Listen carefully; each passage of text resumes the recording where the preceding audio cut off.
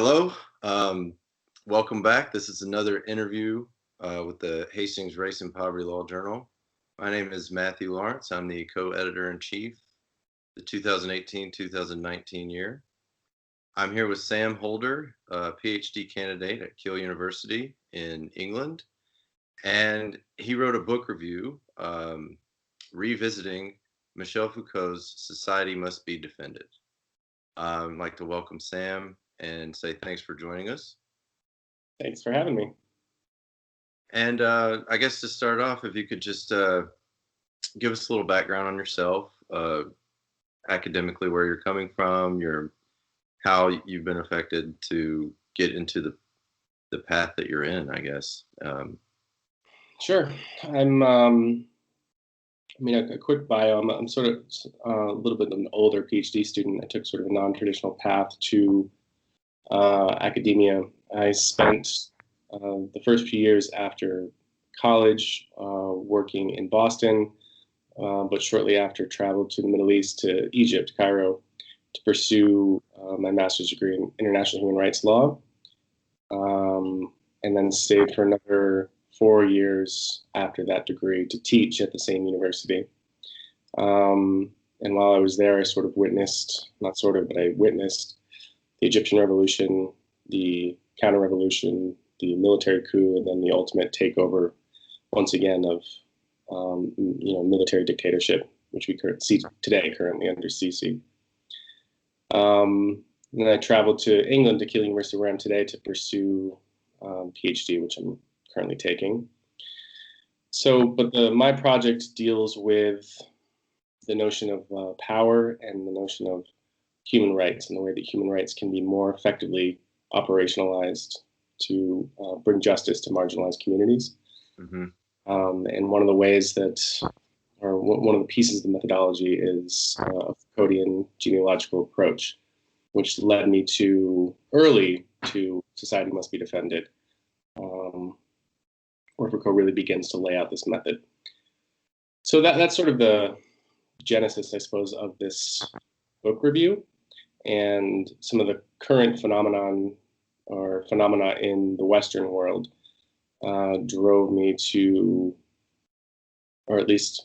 think about bringing this back as a book review because of its relevance to some of the current trends that we see, particularly after the election of Donald Trump. Before we get into that, could you give a little bit of overview of what you mean by Foucauldian genealogical analysis? As you know, this is a law review journal, and so as we were going through the editorial process, we had you develop that idea quite a bit on paper, but could you say a few words about it now?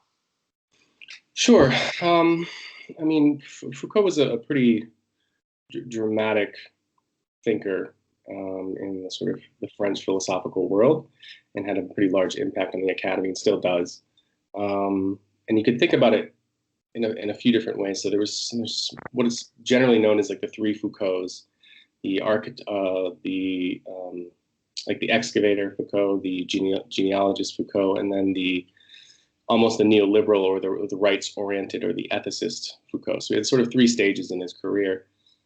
And the first two stages are what I'm most interested in my project and what's most relevant to your question, which is that Foucault's method departed from traditional methods of historical inquiry, in that instead of sticking to archival research and data and specific and tried and true methods of historical inquiry, what Foucault was more interested in were the stories that weren't necessarily celebrated in the history books, or the stories that weren't necessarily, didn't really have a large spotlight on them. He was interested in more of the stories of the vanquished, the stories of those who've been brutalized, the sort of hidden corners of the world. I mean, as a sort of comparison, one of the ways I think, particularly as an American too, thinking about Foucault in a different method of historical inquiry, if you think about that book, Howard Zinn, that's his name, Howard Zinn, in his book called The People's History of the United States, which sort of turns the traditional history of the United States on its head and instead focuses on civil rights movement, the women's movement, the labor movement, things that aren't really necessarily pillars of traditional American history in at least the public school system. So Foucault's method is similar, where he's looking at the darker areas of history and trying to bring about or trying to understand why, perhaps first of all, these histories were either discarded or suppressed, and then trying to understand the method behind it, or the rationale behind the marginalization of these histories. So the first two Foucaults, the excavator who was digging into these histories and trying to uncover certain stories and narratives, and then the genealogist Foucault, which is the one I'm more interested in, is trying to find the patterns between these histories, trying to understand the historical trajectories and the vectors through which these things are traveling in history. So more of a strategic approach to look for patterns that can be followed and understood, as opposed to just merely pulling out sets of data and setting them in piles. Colin Koopman, who's a wonderful academic, explained it quite simply in that if you took an hourglass and you turn it on its side, in the excavation model, you have sort of small filaments of wire on one side of the bulb of the hourglass, just floating randomly in space. And then the genealogical method was actually pulling each individual wire through the neck of the hourglass and arranging these little wires into particular bundles in the second half of the hourglass, which I thought was an interesting and clear way to examine those first two phases of Foucault's work. Cool. Thanks for that explanation. And I guess the next step would be, what is it about the particular method that's explained in Society Must Be Defended that is relevant today? And not only how is it relevant, but what is it exactly? Well, for me at least, I mean, again, I can only really, or I can best answer that based on, or in the, in the context of my project, I suppose. And my master's degree was in international human rights law, and I worked with a lot of international lawyers, a lot of institutional international lawyers, so people who are working at international organizations, United Nations, international non-governmental organizations, and people who were very concerned about the way that international law was adjudicated and created and followed or not followed. And particularly international human rights law. And international human rights law is a arena of law which seems to be one of the ones that's the least enforced. And it also happens to be the code by which most domestic constitutions create their domestic rights. So I was interested in how the comparison between the international system and the domestic system, where you have a vertical system in the US and in Western democracies, and a very horizontal system in the international system,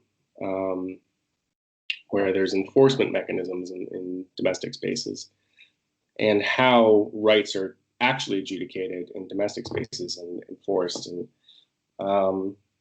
so what I was interested in was, as a result of this, when human rights are truly being litigated in domestic spaces, why is it that we still have continual and at times quite brutal exclusions and marginalizations of entire communities most desperately in need of these kinds of rights?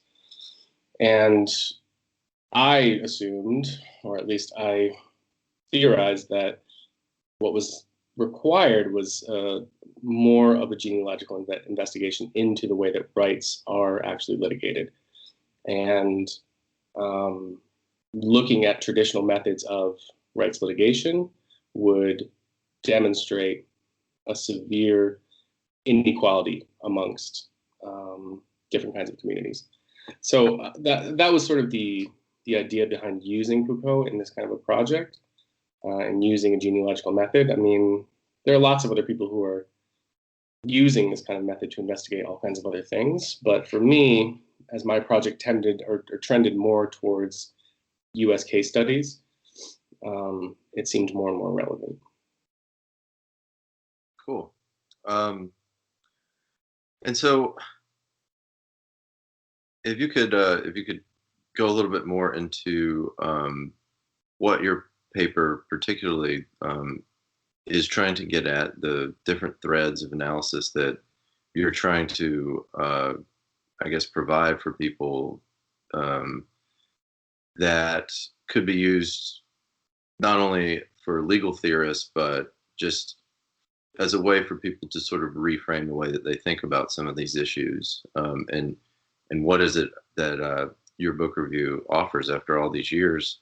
Because Society Must Be Defended is it's a set of lectures that I think from 1976 or 77. Is that 76, right? I think 76. Yeah. And so now I studied Foucault in my master's program. I did a master's in philosophy, and I studied from the philosophical point of view. And so much of what he said rung true to me. And I've tried to bring that into the space of the law school, which is quite difficult. But so I guess if you could speak just specifically to what your paper is bringing into the discourse of today, and what we can take away from it. Well, I think the larger, or what I hope is the larger takeaway. So my paper is, it is a book review more than anything. It's more of an extended book review, and so I'm laying out kind of his overall argument. And his overall argument in Society Must Be Defended is that there is kind of an evaluation and assessment of his new method of inquiry, which is a shift away from what he calls the philosophical approach to more of the historical approach, where there's the philosophical approach focused on transcendental philosophical approaches that are constantly seeking for the foundational moments of life, assuming that they're there. And the historical method has no interest in that. It's seeking foundational moments, but it's not looking for the moments. It's looking for, multiple streams of moments that cause certain things to emerge. And this the most important thing is that the idea of the sovereign, the monarch, began to be sapped of its power, and new arenas of control and power began to emerge in confrontation to the original sort of sovereign power, which had reigned supreme for centuries.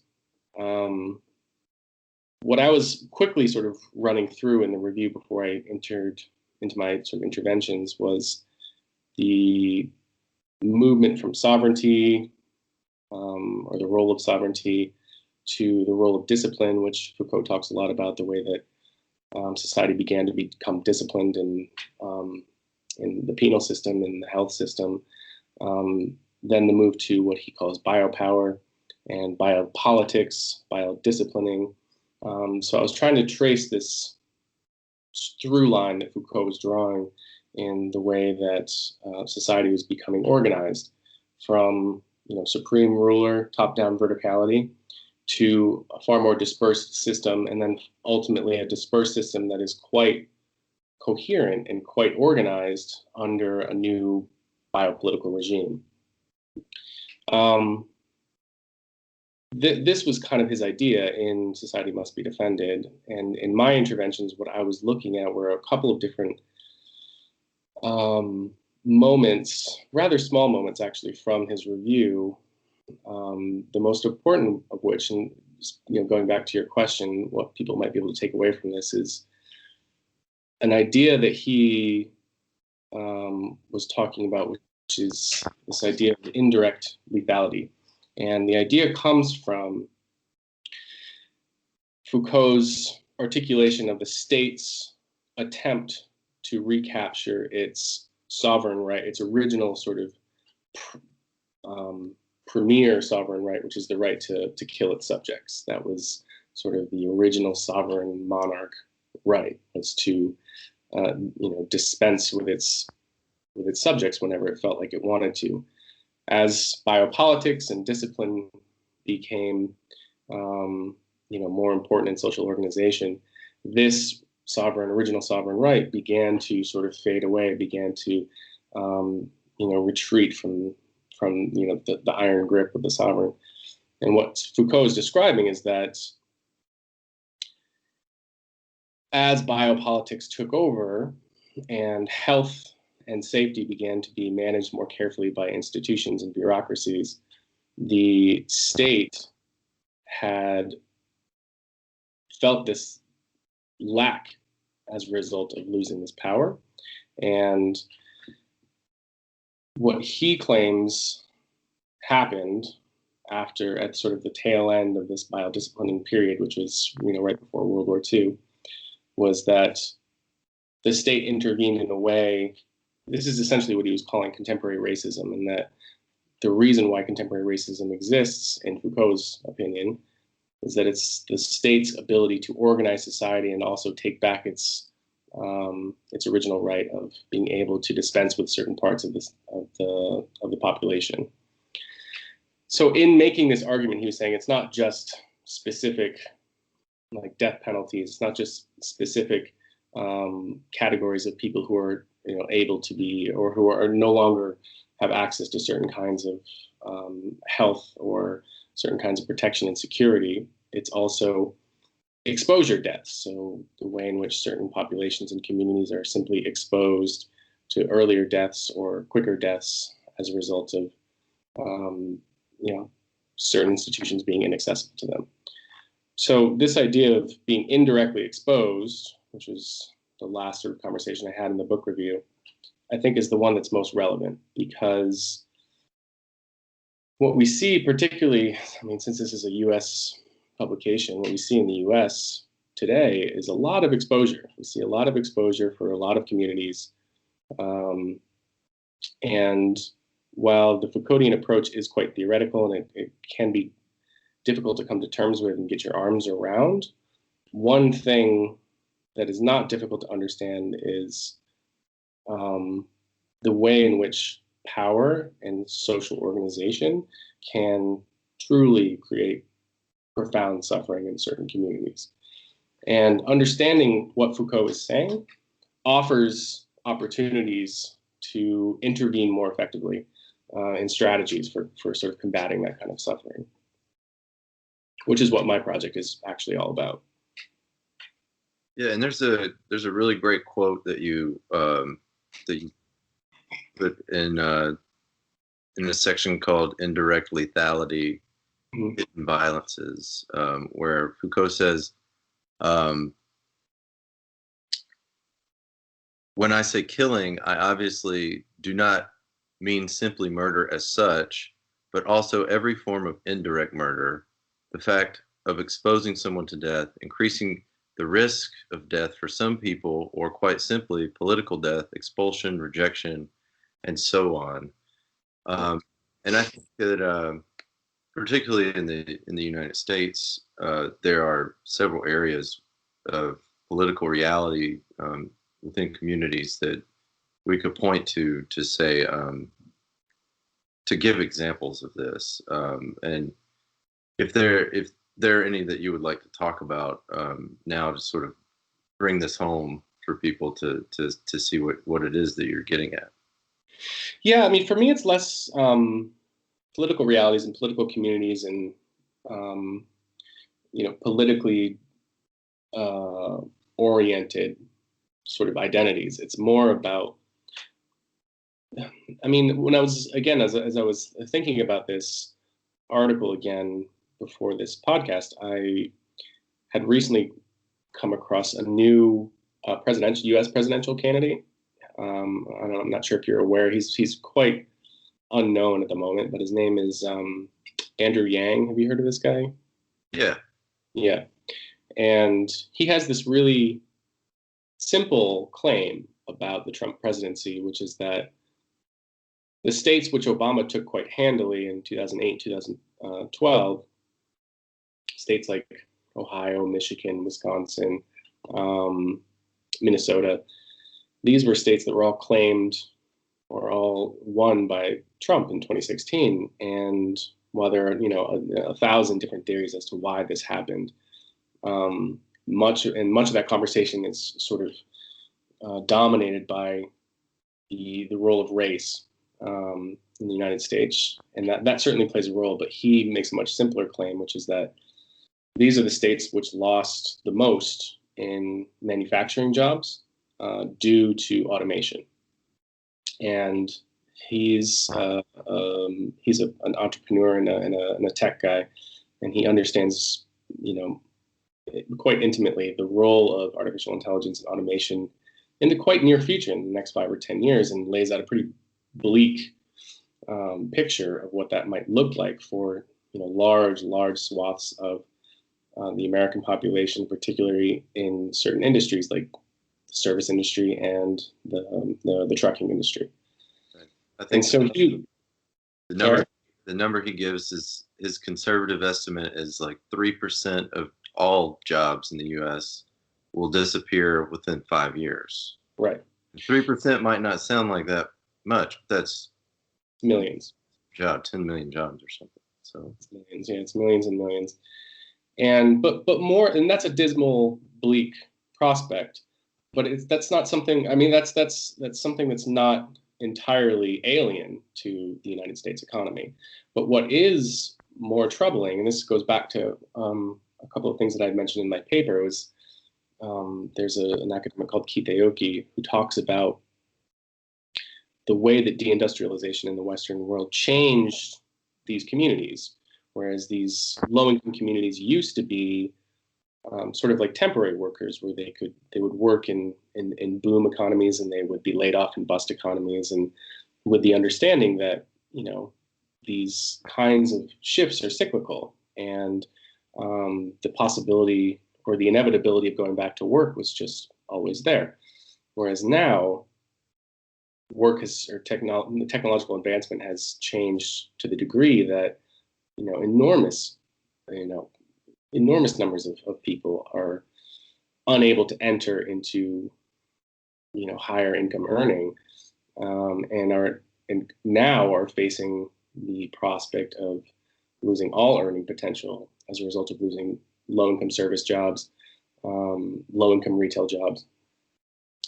And this is what he was calling the new poor. This is his idea of what the new poor looks like. The new poor is not only excluded economically, but as a result of that permanent economic exclusion, no longer play a role in the political reality or the political determination of the nation.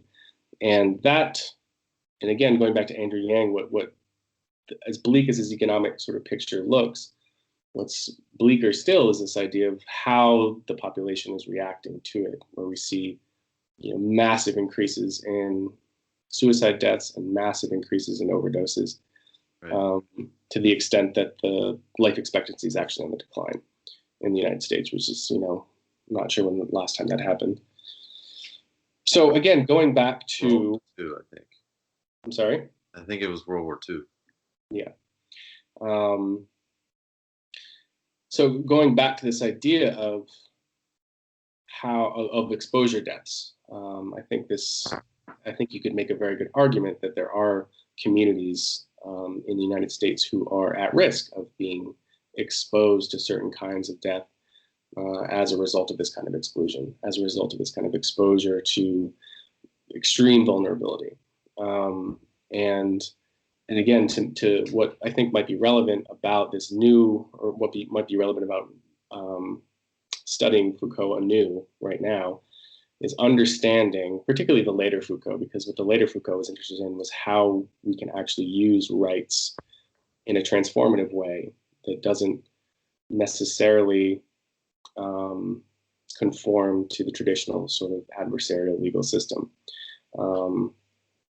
So that was really the hope in the book review, was to sort of encourage thinking about interventions into these fairly real problems that arguably fit into Foucault's theory about the way in which biodisciplining um, excludes communities from social organization. Yeah, and there's a real feeling in San Francisco, which is where we're located. I moved here about 7 years ago, and I we talked a little bit before we started recording about I'm from rural Alabama, and when I first moved to San Francisco, it was just this amazing place for me. Like I've lived in several different places, but it's kind of over the years I've started to notice more and more how the people who seem to keep showing up on the street, particularly around UC Hastings, where our journal is published out of, in the Tenderloin in San Francisco, it's just getting worse and worse. There are more and more people out on the street using drugs in broad daylight, and there's also more and more of an influx of wealth. Um, not just people coming to invest or people come, but the workers that come in. When I say wealth, I mean they're part of the sort of top 5% of earners because they have very good jobs that probably won't be replaced by automation, most of them. But there are thousands and thousands of people, and you touch on in your paper the concept of how gentrification is sort of an illustration of this phenomenon, to where it's creating it's creating entire communities that are being displaced Yeah. by a sort of corporate, almost a new like global corporate like culture, and then the local communities, whether or not they can or they just don't really have the means to do anything about it, or there aren't policies in place right now to help the communities that are being displaced. And I think an example that has recently been in the news is the Amazon headquarters in New York. They're moving now because they essentially faced politicians that were going to hold them accountable to make them sort of make up for all these losses that they would cause in the community. And of course, on the conservative talking points are, well, you just lost 25,000 jobs, but what do those jobs look like is my question. And in a town of 20 million people, like New York City, what does 25,000 jobs really mean anyway? And so I guess that's a pretty salient example of what you're talking about. And if you'd like to say more about that. Yeah, I mean it's a good example of the gentrification of what I was talking about in my paper with gentrification was this shift, or the original sort of post-war shift in the urban space, the move, sort of the white flight move from central urban areas to more suburban areas, that were coupled with laws and policies about who would have access to those suburban communities, who was eligible for certain types of loans, who was even allowed in certain property areas distinguished by actual property lines. So that the structural organization of cities and outer cities in the post-war area, which led to a lot of urban decay, and then the sort of retreat back into the cities by gentrification and wealth, and these 5% super elites coming back in to recapture these kinds of spaces. I think Amazon's a good example of this, and a good example more broadly and more emblematic of this idea that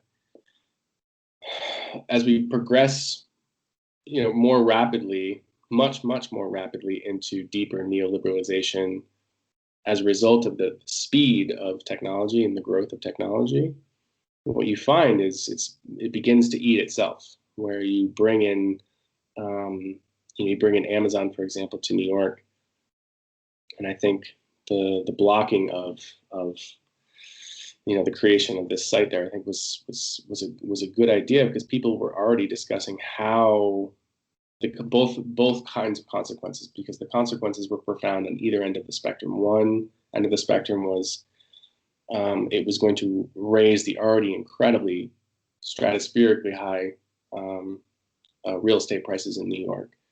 So, benefiting those property owners and uber wealthy in New York. And it was going to further disenfranchise low-income workers in New York, including the Amazon workers, whose jobs will likely not be there in 5 or 10 or 15 years, where Amazon itself will begin automating on its own terms, automating from within. So I think that's a really good example of the way in which at least the neoliberalized United States is moving so quickly towards absolute embrace of technology as the new economic engine, and the dramatic consequences that are really not too far away, and which is why one of the reasons that you see some of these tech CEOs a lot more interested in concepts like universal basic income, because much like Ford, they understand that if they completely impoverish their population, they will no longer have consumers. So it's that's the Amazon example is a good example, and gentrification. I mean, New York has been gentrifying since the 70s, I guess, and it's anyone who spent any time in New York or tried to find an apartment in New York understands how prohibitive it can be.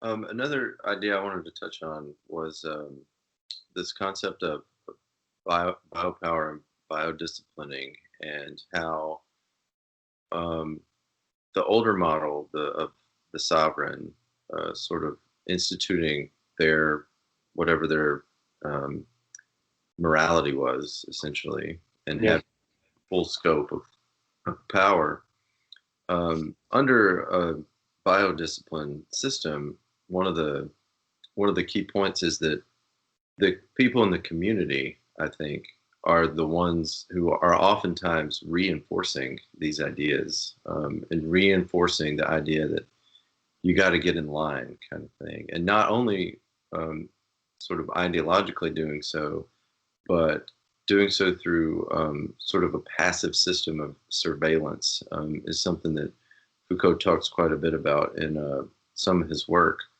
How the norms are internalized in the people of the community, and then whether or not they're sort of good for everyone, they are then enforced through stigmatization or sort of the social enforcement mechanism. And once again, being in law school has kind of exposed me to quite a bit of that, because, and understandably so, a lot of my classmates want to enter the corporate world. They want to get these jobs that pay really well. Even very well-minded people, I think, that want to do good things. A lot of us are going to end school with hundreds of thousands of dollars of debt. How do you pay that back? Well, go get a corporate job for 10 years and then you can pay it back. But then I think the scope of what people are allowed to say, if they're going to go and get those jobs, the scope of what people are sort of allowed to stand for is it's sort of narrow, and it, in my opinion, typifies this idea of internalizing a particular disciplinary structure that comes from like an international corporate way of life, where the business judgment rule is sort of like the way that people well, a lot of times if you're in charge of a corporation, you are bound by law to do things that otherwise you might not want to. And so the idea is that the maximization of profit is what becomes most important, and then the human factor is sort of lost in this mix, and it's like an inherent part of it's an inherent part of that world, and I think it functions as this biodisciplinary sort of diffuse responsibility, and those are the people that have the power. So I'm not sure if there's a question in there, but if you have any. Yeah, I mean, you touched on quite a number of things, but what, what's relevant to me and what's relevant to you and to your classmates and colleagues and friends, I'm sure, is this idea of student loan debt. And student loan debt is and it's not just student loan debt, it's debt generally, which is a great discipliner. It's a really, really very good discipliner because, we have an entire generation of students who are, really, really hampered by enormous debt loads and debt burdens, which is psychologically quite troubling, but also just practically quite difficult. And escaping those, the biodisciplining or the reality of biodisciplining when you're, straddled with $250,000 in debt. What that means is that you need immense courage and foresight to escape. So if you want to take the corporate job, or if you're interested in paying down the debt quicker, you take the corporate job and sacrifice certain things as a result, maybe profoundly sacrifice some things. Just a quick example, my sister-in-law went to law school at Berkeley and took on, like, most law students, took enormous student loans. And when she began law school, she claims that about 80% of her classmates were interested in doing, social work and interesting sort of civil rights law work and NGO kind of work. And, when she left law school, about 80% went into the corporate world. And she was one in the 20% that decided not to. And as a result, her life since law school has been, markedly much more difficult than her former classmates. So that takes a certain amount of courage and determination and conviction, really. But it also provides enormous discipline for her. Her life is quite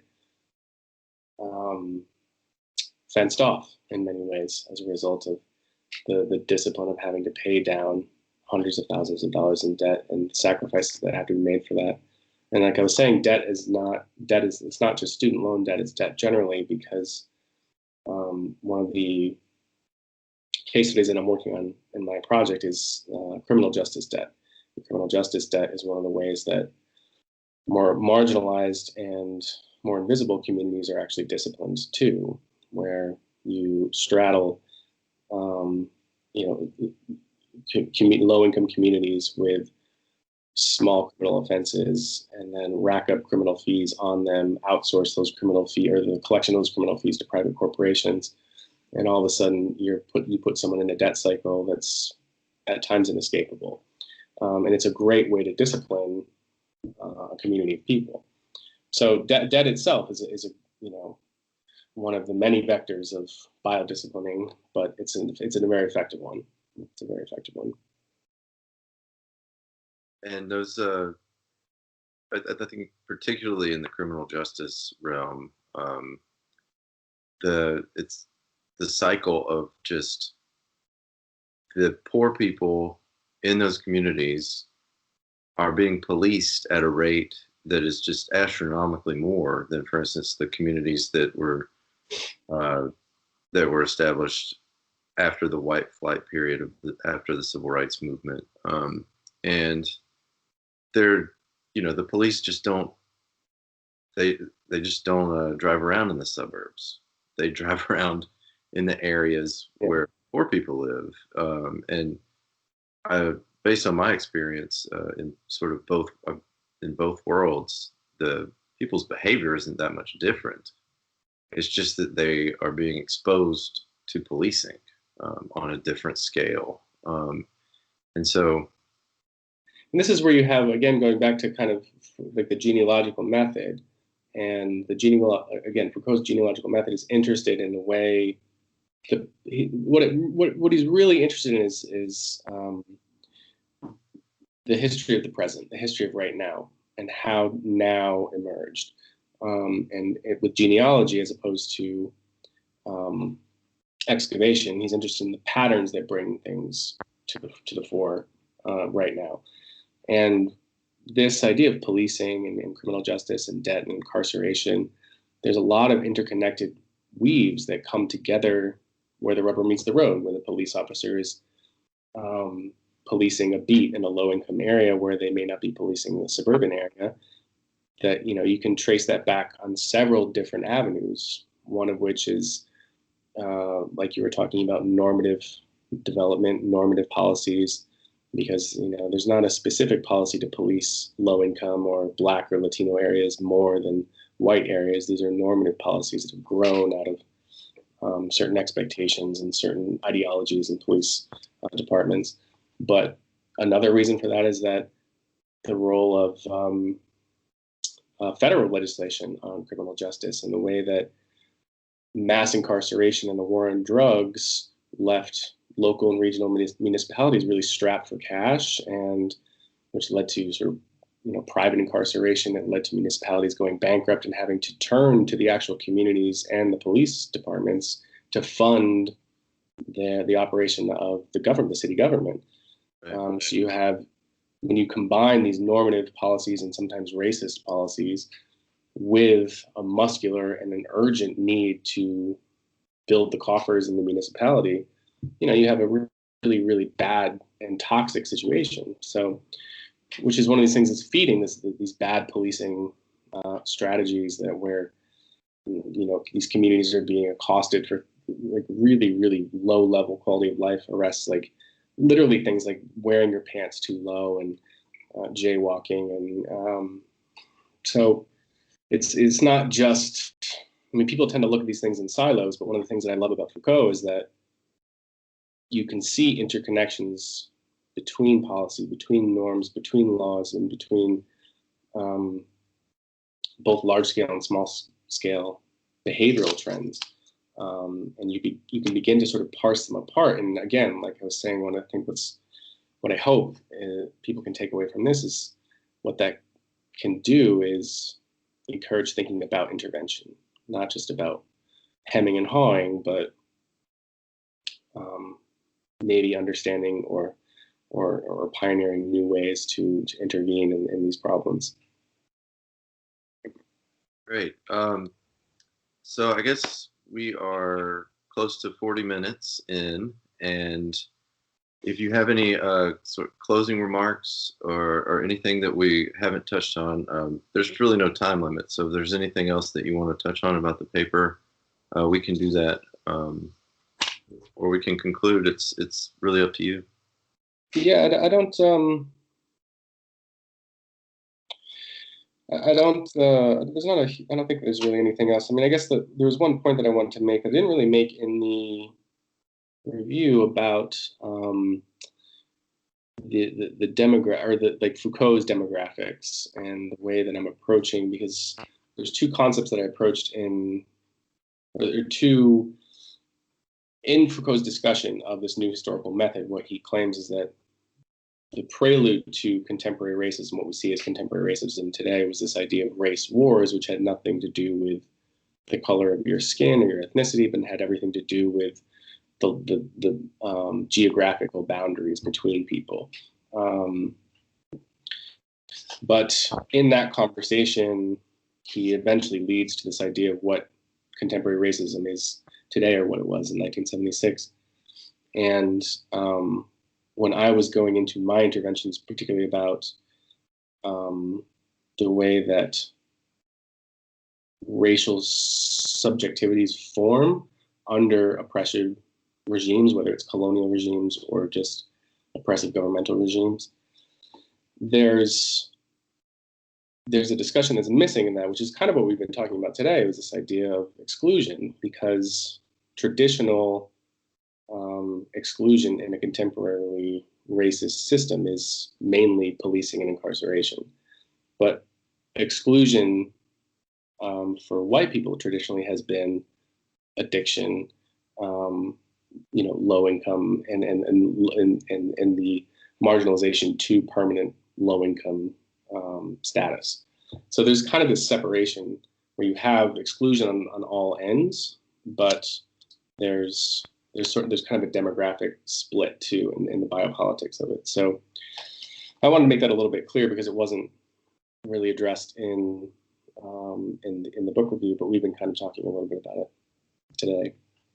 Yeah, and I think that's something that's good to bring up. That I think often gets left out of the conversation is that these uh, these sort of awful systems that are in place, they don't only function; they function in the most stark and maybe awful ways when it comes to historically marginalized people.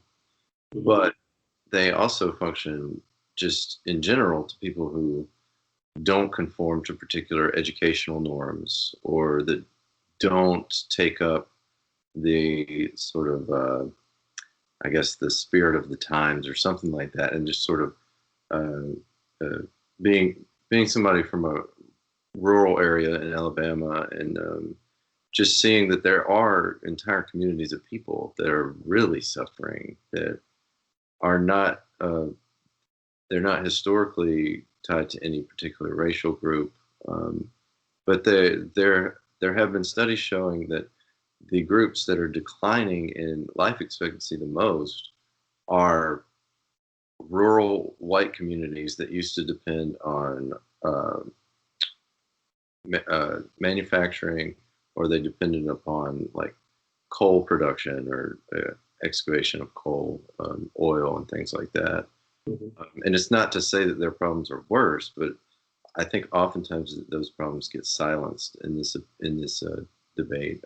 So, well, certainly in the last couple of years, I think too. I mean, they've been more silenced in the last couple of years. And what's interesting about that, just following up on that, is um, there on kind of the really extreme left, you find conversations and or urgent claims that we're living in kind of a white nationalist, or the U.S. is a white nationalist regime, which is just not true. And one of the ways you can see that is that, um, again, I was looking at some of the ways in which the government is trying to intervene in the opioid crisis, for example, which is affecting huge swaths of the population, but primarily the white community.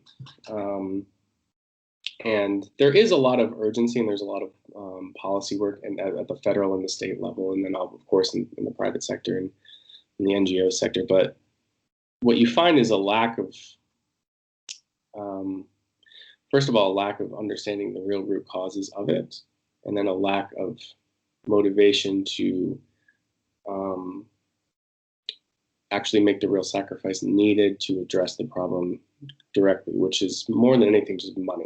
I mean, there was a recent act passed, I don't know, like 6 months ago, which I think was one of the more dramatic federal approaches to combating the opioid crisis. But what almost all critics said is that what this really lacks is money. It really, like, the only allocations that were made in the actual piece of legislation not only are small and insufficient, but also they haven't even been truly allocated. They have to wait until a committee can vote on them, can vote on how they'll be allocated, so they don't even know where the money will be going. Right. So the inability or the unwillingness to actually truly address one of the major crises in the American social body, which is primarily not primarily, but to a larger extent experienced by white communities. There's been a failure on behalf of the federal government to really comprehensively address this. So if you're going to make the argument that we're living in a white nationalist state, you would think that the first and most urgent priority would be to protect the lives of the white citizens, and it's just not the case. I mean, what you see is biopolitics or biodisciplining, continuing to reign supreme. And I think I would qualify a little bit to say that traditionally, historically, the United States is clearly a white nationalist state, yeah. and has been.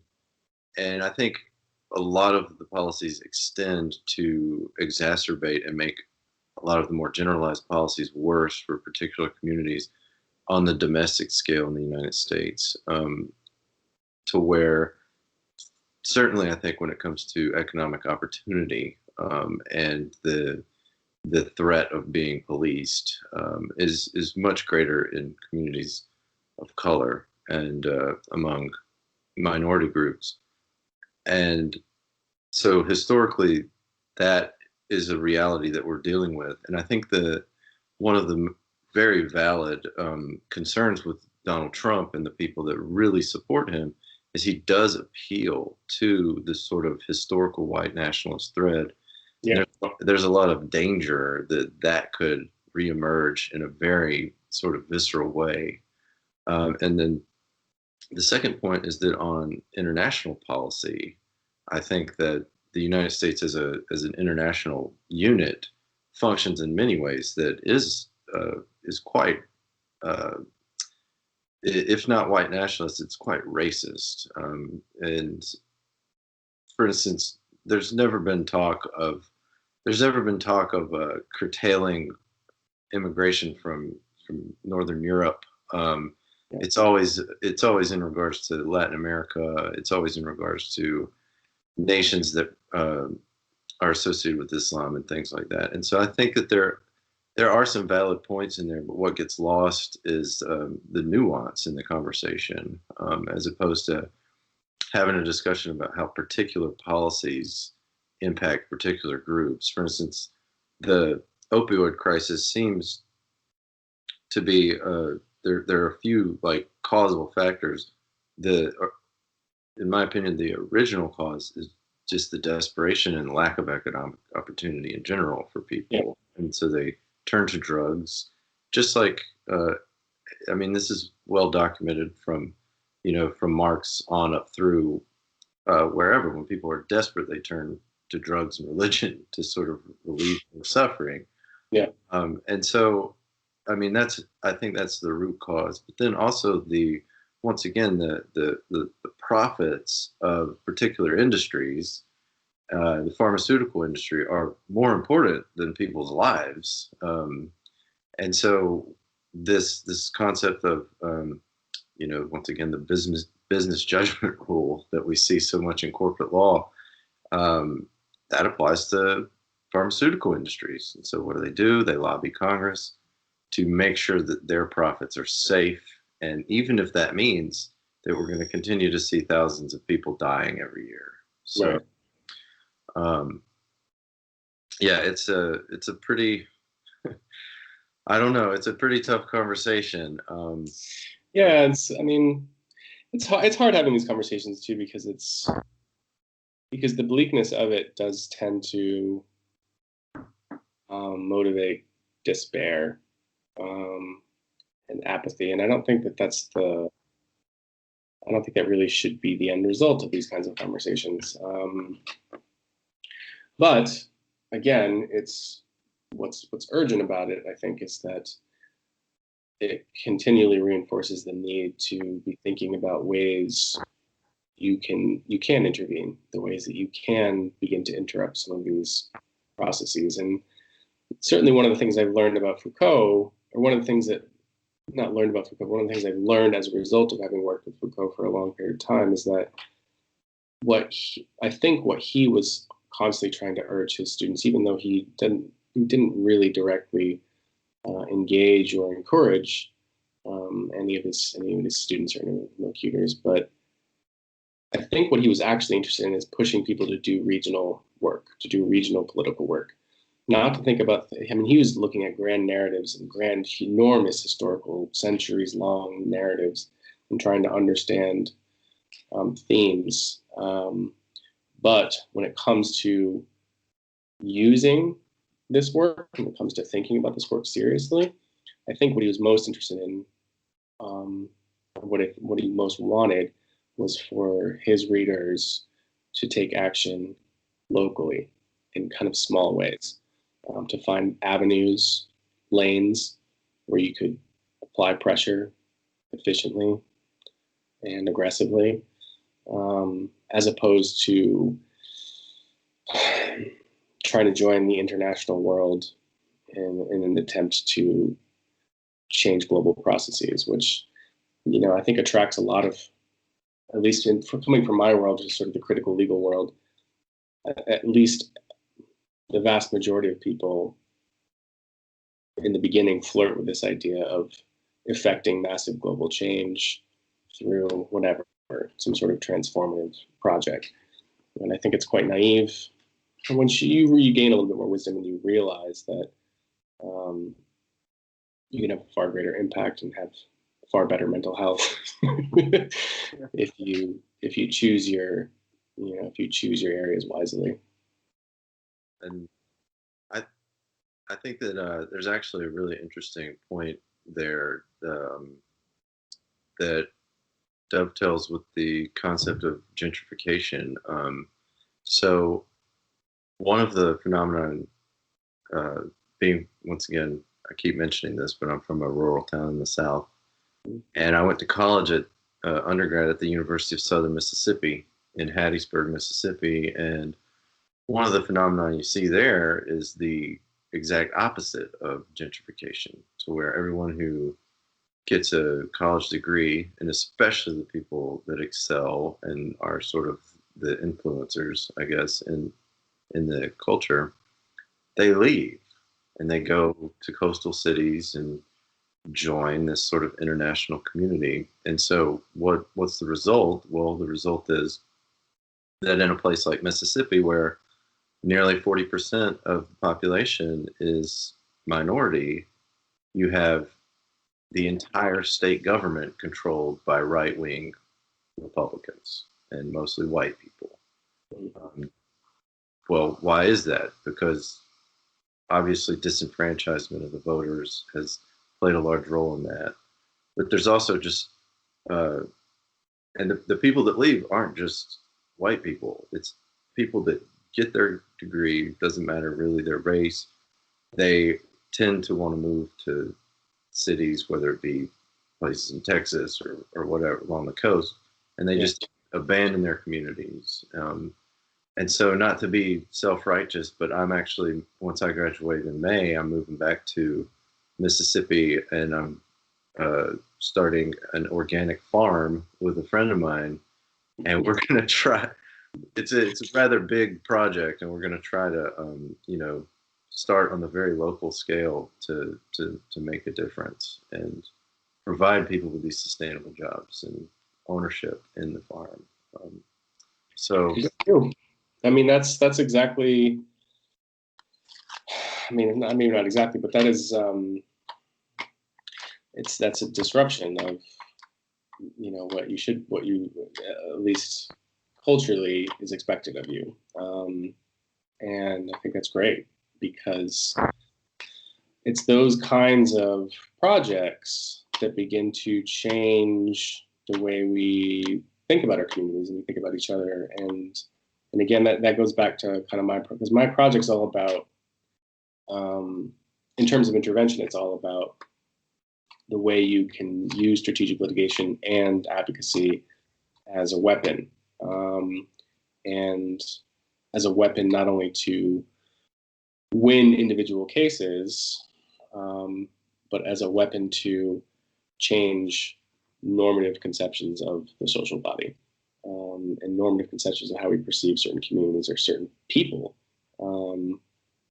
So that's one way that you can do that. You can go back and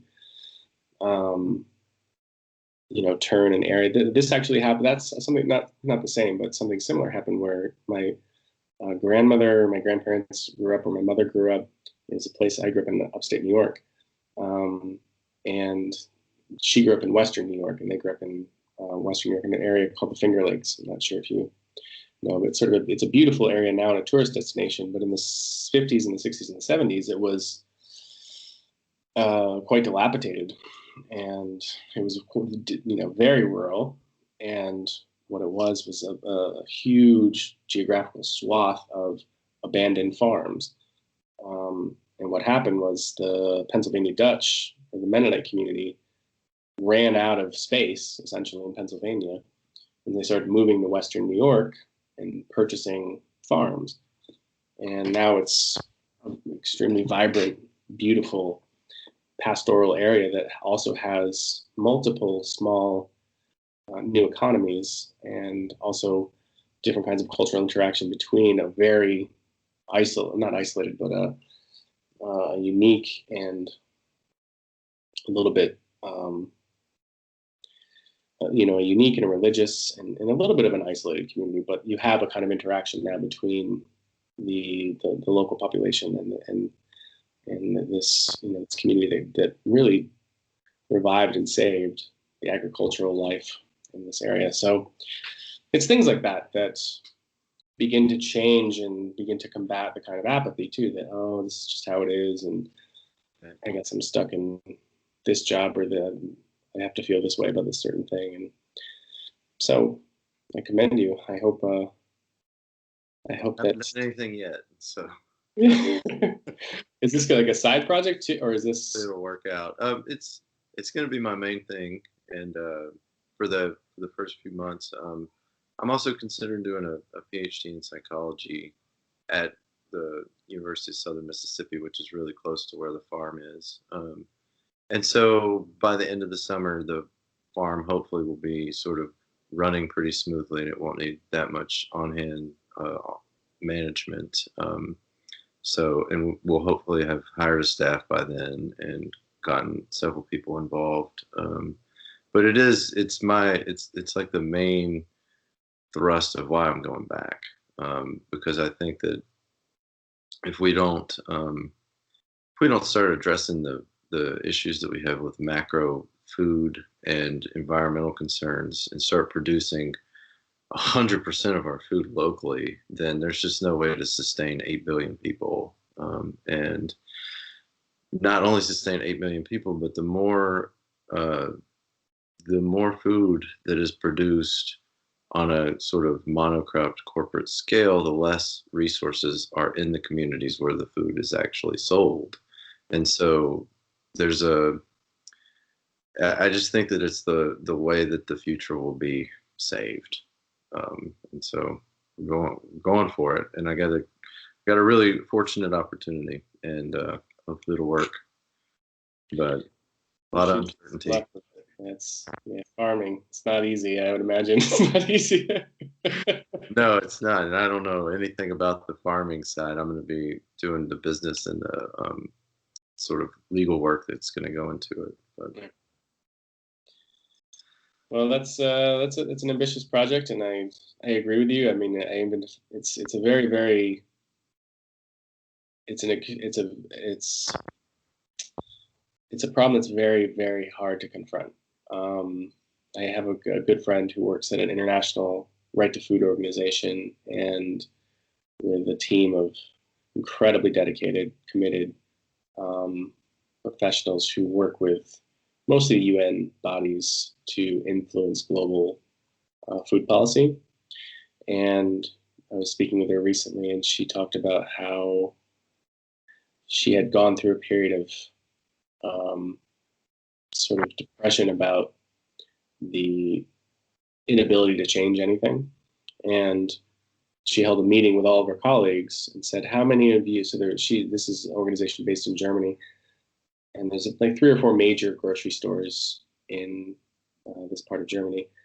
And she said, "How many of you shop at one of these 3 or 4 grocery stores on a week-to-week basis?" And every single person raised their hands. And these are people who are representing international community-supported agriculture organizations. So even the most committed international advocates for, combating and confronting massive multinational agribusinesses can't, find it, or can't find a way to integrate it effectively and practically into their own lives. It's not that they don't want to; it's difficult, and it's not just one challenge. There's a lot of reasons why you can't entirely opt out of that current model. So I wish you luck. I mean, thanks. It goes well. And, I mean, part of it part of the motivation is so that we were talking a little bit earlier about the how jobs are just disappearing due to automation, and the manufacturing jobs. I think it's like a 2-wave sort of process. The first waves happened in the late 80s and throughout the 90s. And even that process happened in two different ways. The first way is that the manufacturing jobs left the country to go seek cheaper labor. And for instance, the town that I grew up in we had two textile plants, a latex glove factory, a muffler plant, and Yeah. a cotton mill. And all of those are gone now. But in their place is a super Walmart. Yeah. And so the second aspect of it is the super Walmart moves in. The town voted it down, wouldn't let the super Walmart move into the city limits. So they moved right outside the city limits onto county land. And now all the town, it has its problems even when I was a kid, but all of the downtown, the stores were all filled with small businesses, shoe stores and hardware stores and pharmacy and all these different things. And those are all gone except for a couple. Because who needs to go there when you can get your super low prices at Walmart? And I think that most of this happened in the 90s. And one of the reasons that a lot of voters were really not excited about Hillary Clinton as president is because they knew the history of this, and they knew that the Clintons were integral in this process on both fronts, both outsourcing jobs and both streamlining the process of super Walmart spreading across the country. And so, yeah, I think there is a thread of, this sort of dog whistle racism that Donald Trump uses to appeal to certain people. But I think there's also this huge issue of just economic disparity that people feel just completely disenfranchised and disillusioned with the sort of corporate democratic model of United States politics. And so, hopefully we'll get it right this time and pick somebody that that doesn't follow that model. But we'll see. Yeah, we'll see. how it goes. Well, there was something, I forget where I heard this. It might have actually been Andrew Yang in a speech of his, but he said he was, I think it was actually, because he was talking about how to bring this, or how he initially brought this, before he decided to run for president, he decided to bring the problem to Washington politicians, to legislators, to say, hey, we need to do something right away. And most people were unwilling to do anything, and also unwilling to be even honest about why they wouldn't do anything, until he met one person who said, look, this town, DC, this is not where action happens. This is where inaction happens. And the only way for action to happen in this place is for the will and the movement to actually build to such a fever pitch that it crashes down on this city. Right. Nothing originates here. That's what he was essentially saying. And I think that's really true. And I never really heard anyone articulate it that way, but it's true. I mean, I don't think vision really emanates from DC. Maybe it has in the past, but I don't think it does right now. And it's difficult in a country of over 300 million to coherently put together, a vision, particularly a long-term vision, when we're the most capitalist society on earth, and we have such short memories, and we think in quarterly statements more than anything. So it's very difficult to put together, first of all, a cohesive message, and also a message that resonates with enormous, numbers of people, and a message that also speaks to long-term sort of security and economic and social concerns. So I don't have a huge amount of faith in presidential candidates, because I don't know. I'm not sure what they can do. I think it's more important to try to organize amongst communities. But Grassroots campaign. Yeah. I think that's totally right. that Washington is essentially more there to protect the interests that already exist. And there's this in a series of lectures known as The Birth of Biopolitics by Foucault. There's a great point that he makes to where once an idea is sort of industrialized, whatever the idea is, what happens is the industry creates essentially a set of regulations. That set of regulations isn't to protect the people from that industry. It's essentially to protect that industry from collapse. And so what happens is there's this entire legal movement around whatever the idea is. Oh, there's money to be made here. Oh, there are jobs here, whatever. And so whether or not particular industries are good for people, take the health insurance industry, for instance, how anyone can argue that for-profit health insurance is good for the general public at this point in time just seems untenable to me. And I have these arguments all the time because I specialize in healthcare law.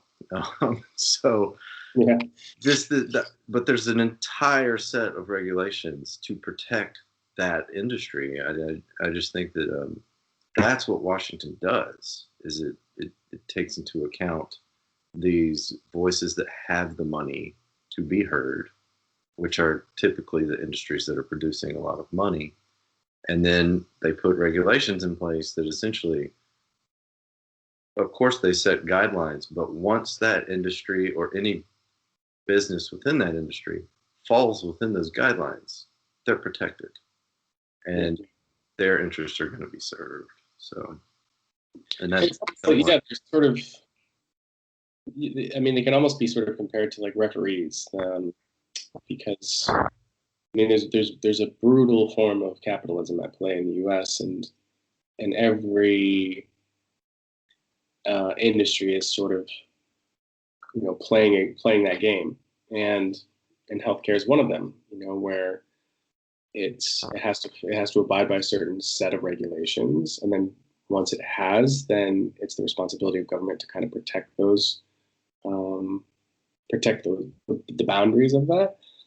Because once you become a part of that game, I mean, I'm thinking about this in the context of healthcare because I live in England now, and England is, of course, has the NHS, and so having been experienced or having been exposed to socialized medicine here and to medicine in the U.S., and also being exposed to, my father had cancer treatment a few years ago at Dana-Farber, which is one of the premier cancer institutes in the United States in Boston.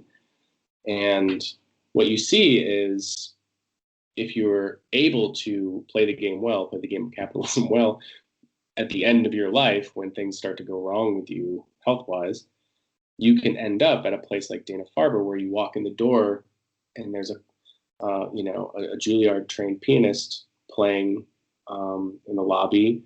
There's a meditation room and fountains and hanging walls and beautiful plants and not to mention the best trained Harvard oncologists in the world.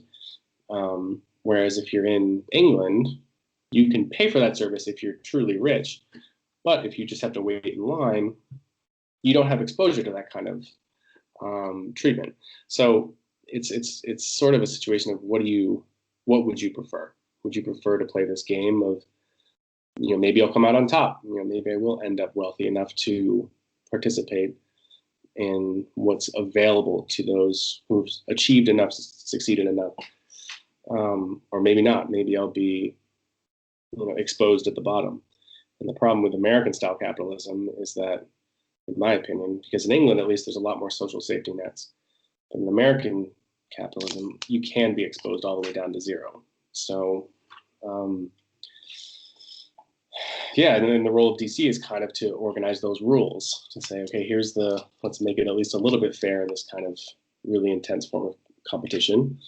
And then best of luck to everyone. Best of luck to And it's even quite typical for people that play the game pretty well as far as capitalism goes.